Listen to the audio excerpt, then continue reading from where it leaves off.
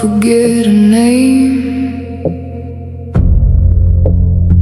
It carries silence like it carries shame. Through broken roads and faded stone, where truth gets lost and never goes home.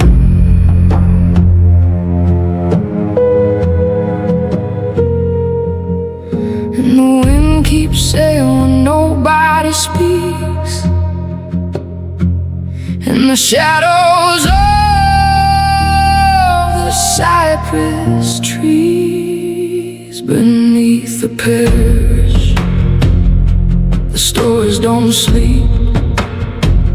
They're buried in water, they're buried too deep. 10 names whisper into the night, still waiting on justice, still out of sight.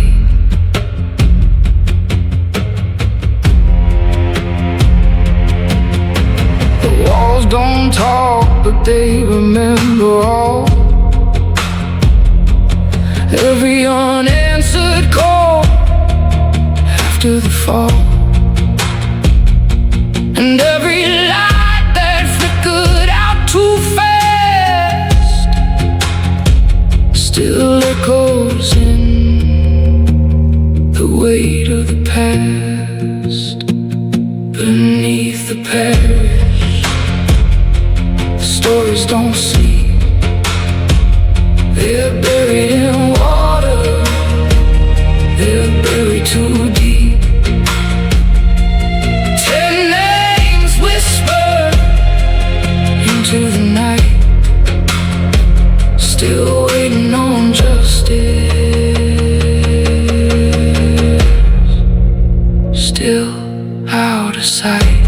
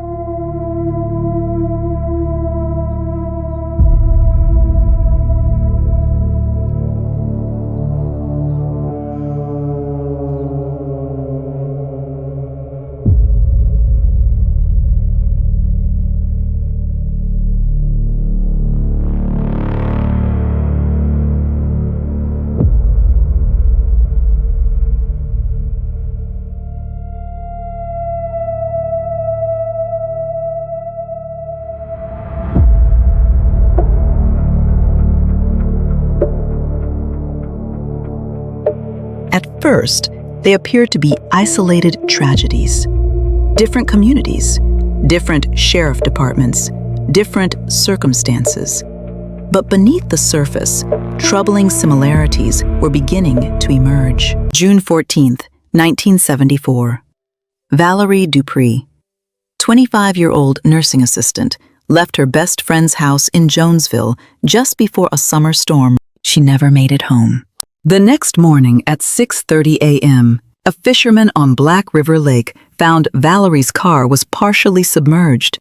Driver's side door opened near the riverbank. 2 days later, June 17, 1974, a local hunter trekking through the Catahoula National Wildlife Refuge stumbled upon Valerie's body in the tall grass near the river. She was strangled with a rope. Her gold hoop earrings were missing. Sheriff Robert Landry of the Catahoula Parish Sheriff Office led the investigation. At first, we thought it was just a spike in violent crime. But then we started seeing patterns, same gaps in timelines, same unanswered leads. It stopped looking random. August 15th, 1974. Marlena Marley Rainwater, a 27-year-old seamstress, left her sister's house in Winfield after dinner. She told her family she'd be home before midnight. She had a short 20-minute drive down Highway 84. She never made it home.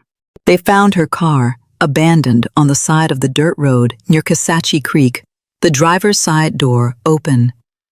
3 days later, August 18th, 1974, a group of hunters walking near Saline Bayou stumbled upon Marlena's body at the edge of the creek, partially hidden under a pile of fallen branches. People see patterns where there aren't any. October 27th, 1974. Clara Whitman, a 26-year-old school teacher, was just finishing up going over her lesson plans and preparing for a test in the morning. She locked up around 6:45 p.m. at the Martin High School in Coushatta. Clara waved to the janitor and stepped out in the cool air. She was supposed to take her usual 10-minute drive to her apartment near Red River. She never made it home. Around 11 p.m., Clara's light blue 1969 Chevrolet Impala was parked haphazardly on the shoulder of the highway, its driver's side door open. The next morning, October 28th, 1974, two fishermen on the banks of the Red River made a gruesome discovery. Clara's lifeless body lay partially submerged in the water, caught between two cypress roots. Her engagement ring was missing. Sheriff James Gautreaux of the Red River Parish Sheriff Office took charge of the investigation.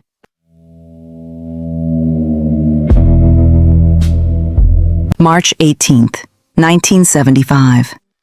Isabella Bella DeLuca, a 24-year-old waitress, finished her shift at Lou's Roadside Diner in Colfax. She left the diner at 11:45 p.m., stepping into the misty night air. She hurried to her 1970 Oldsmobile Cutlass, which was parked in her usual spot behind the diner.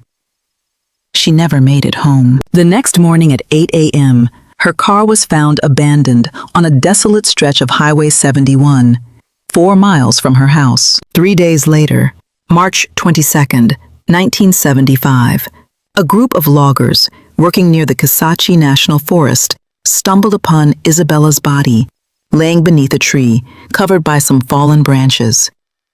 Sheriff Louis Big Lou Moreau of the Grant Parish Sheriff's Office led the investigation. It was found she had been strangled with a wire.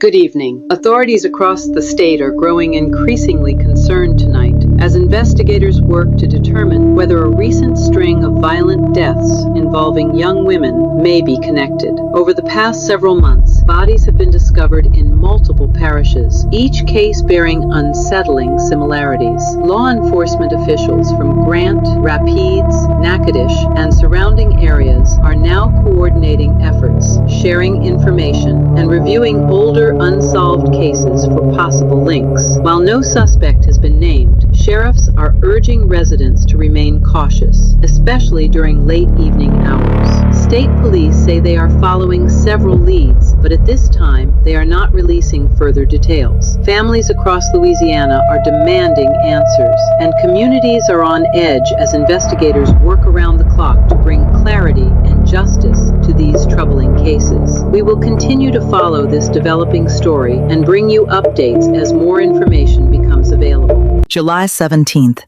1975. Margaret. Maggie Lawson, a 25-year-old librarian. Her shift at St. Joseph's Public Library in Tinsa. She locked the door of the library at 6:30 p.m.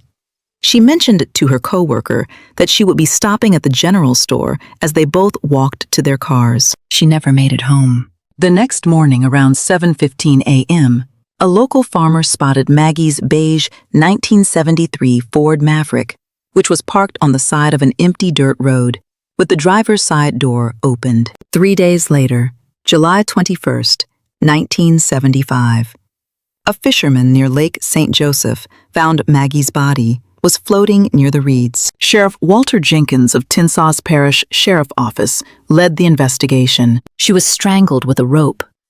Her necklace with the gold key on it was missing. September 16th, 1975. Lillian Thorne, a waitress at Millie's Cafe on the edge of Homer. After her shift was over, she left to go home at 7 p.m., driving off in her 1968 Ford Galaxy, taking her usual route on Highway 79. Her car was never found. On September 18th, 1975, a local hunter was tracking deer near Lake Claiborne. Near the clearing, he discovered Lillian's body. Sheriff Tommy Carter of Claiborne Parish Sheriff Office immediately launched an investigation. It was suggested she may have been strangled.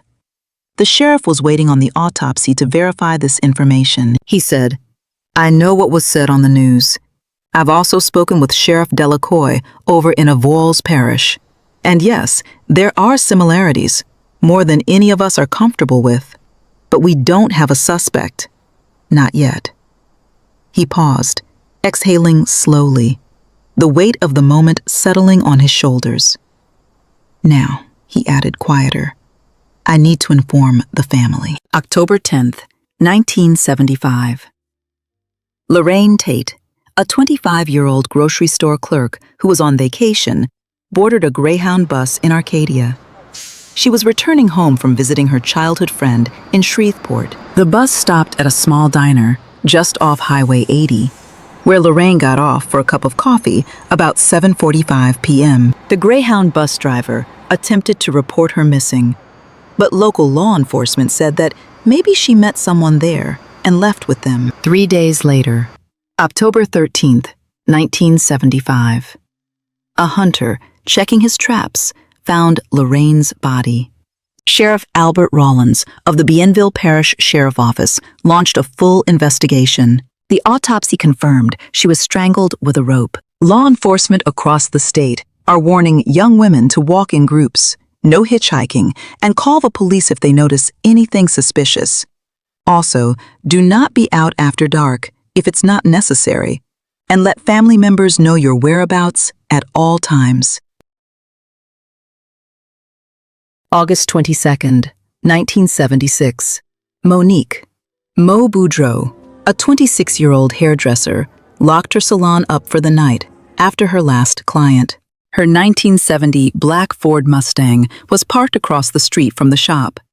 She waved goodbye to other hairdressers and got into her car and headed toward home. She never made it home. The next morning, August 23rd, 1975, at 6:45 a.m., a farmhand driving near the edge of a cotton field spotted a car parked at an odd angle on a gravel road.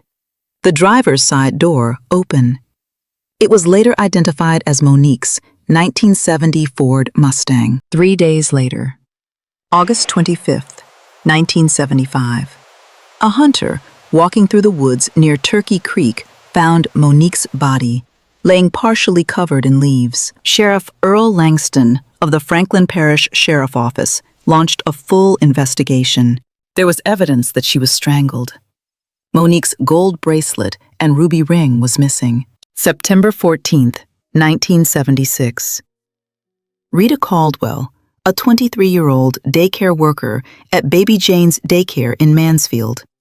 As the last child left, Rita and the director was prepping the rooms for the next day, which they finished up around 6:30 p.m. Rita decided to walk home since she really didn't live that far. She never made it home. September 15th, 1976. A school bus driver spotted something near a cluster of pines off a dirt road on the outside of Mansfield. He got off the bus and realized that there was a body, later identified as Rita's. Sheriff Walter Briggs of the DeSoto Parish Sheriff Office launched a full investigation. It was confirmed she was strangled. November 2nd, 1976. Elena Castillo, a 23-year-old secretary, left her office at the LaSalle Parish Courthouse in Jena. She had decided to stay late to help with some filings. She left around 6:45 p.m. She walked 3 blocks home as usual. This time, she never made it home. Next morning, 7:30 a.m., a passerby found her purse and the contents scattered on the side of the road. 3 days later, November 6th, 1976. A group of Boy Scouts who were participating in a fishing contest at the Catahoula Lake found Elena's body floating near the embankment, caught in some branches. Sheriff William Tate of LaSalle Parish Sheriff Office launched an investigation. Autopsy found that she was strangled with a rope. The 5 sheriffs from 5 different parishes sit around a battered wooden table. Coffee cups rattle as voices rise. Cigarette smoke hangs thick in the air, swirling under the harsh buzz of a single fluorescent light. Stacks of files, crime scene photos, and handwritten reports are spread across the table like a battlefield. Sheriff Delacroix slams his palm down, rattling the ashtray. "I'm telling you, these cases are connected. You don't get this many girls turning up dead by coincidence." Sheriff Carver fires back, leaning forward with a lit cigarette between his fingers. "And I'm telling you, we don't have a damn suspect. You want me to arrest a ghost?" Another sheriff pushes his chair back, frustration boiling over. "We've been chasing our tails for months. Somebody in this room needs to admit we're dealing with something bigger than parish lines." The room erupts, voices overlapping, tempers flaring, chairs scraping the floor. Coffee spills, smoke thickens, and the tension is suffocating. These are seasoned lawmen, but tonight they look like men staring into a darkness they can't quite name. As the sheriffs gather their files and leave, for the first time, investigators from multiple parishes sat down and compared their cases. They found similarities. They found questions. What they didn't find was a suspect.